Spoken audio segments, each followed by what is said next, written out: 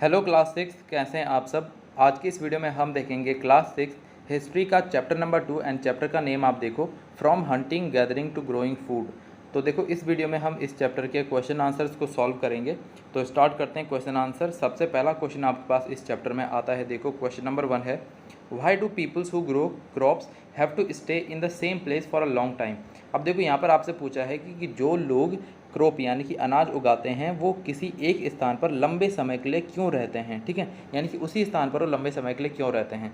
तो देखो इसका उत्तर आप लिखोगे, people who grow crops have to stay in the same place for a long time because different plants grow in different conditions. अब देखो आपको पता है कि जो अलग अलग अनाज होता है वो अलग अलग कंडीशंस या फिर अलग अलग सीज़न और जो ईयर में हमारे साल में 12 महीने होते हैं, अलग अलग महीनों में उगते हैं। ठीक है, तो इसलिए उन्हें उस जो क्रॉप वो उगाना चाहते हैं उसके समय तक वहाँ पर उनको रुकना पड़ता है। The fields had to be looked after and planted crops needed water and fertilisers. और फिर जो फील्ड्स होते हैं उनकी देखभाल भी करनी होती है। जो वहाँ पर अनाज उगा है उसमें पानी डालना होता है, ठीक है, फर्टिलाइजर्स डालने होते हैं यानी कि खाद। The plants had to be protected from the bird and animals so that they could grow and the seeds would ripen। अब देखो यानी कि यहाँ पर जो आपने अनाज बोया है उसका आपको देखभाल करनी पड़ेगी। किन से? जो चिड़ियाएँ होती हैं, एनिमल्स होते हैं, वो क्या करते हैं, अनाज को ख़राब कर देते हैं। तो तब तक आपको उसकी देखभाल करनी होगी जब तक आपका जो अनाज है वो पक नहीं जाता।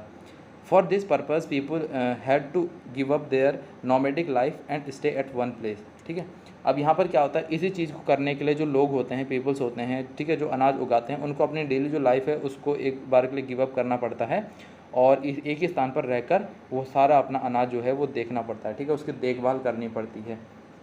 क्वेश्चन नंबर 2 देखो, look at the table on page 25 of the text book. देखो आप अपनी टेक्स्ट बुक निकालो, उसमें पेज नंबर 25 पे आपको एक टेबल दी है।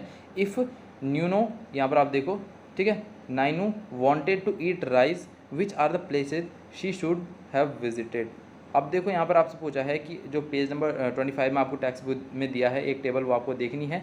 अब देखो जो नीनो एक बच्चा हो गया, बच्ची होगी, जो भी होगी, ठीक है, वो राइस खाना चाहती है, ठीक है, चावल खाना चाहती है। तो वो क्या करेगी, वो कौन से प्लेस में उसको विजिट करना चाहिए जहाँ उसे चावल मिले। तो देखो, if न्यूनो wanted to eat rice she should have gone to the state of West Bengal, a major rice product area। ठीक है, यानी कि वेस्ट बंगाल में क्या होता है, सबसे ज़्यादा वहाँ पर राइस होती है।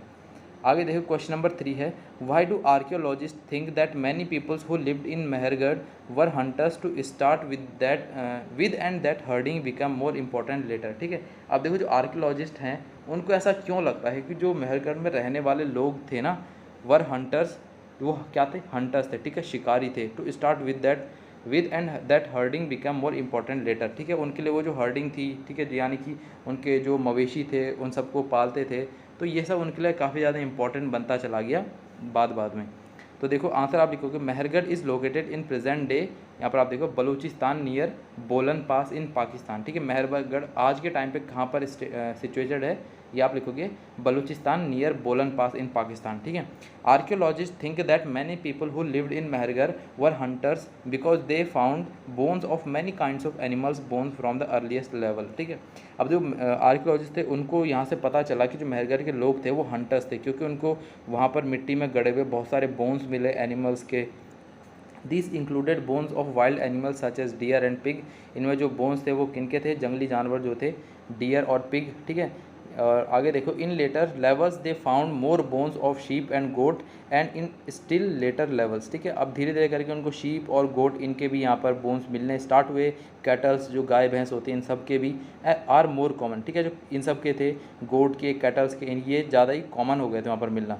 This clearly shows a transition from the practice of hunting to domesticating animals. अब देखो क्वेश्चन नंबर 4 आपके पास, यहाँ पर स्टेट वेदर ट्रू और फॉल्स आपको बताना है। तो millets have been found at Hallur, तो आप लिखोगे ट्रू।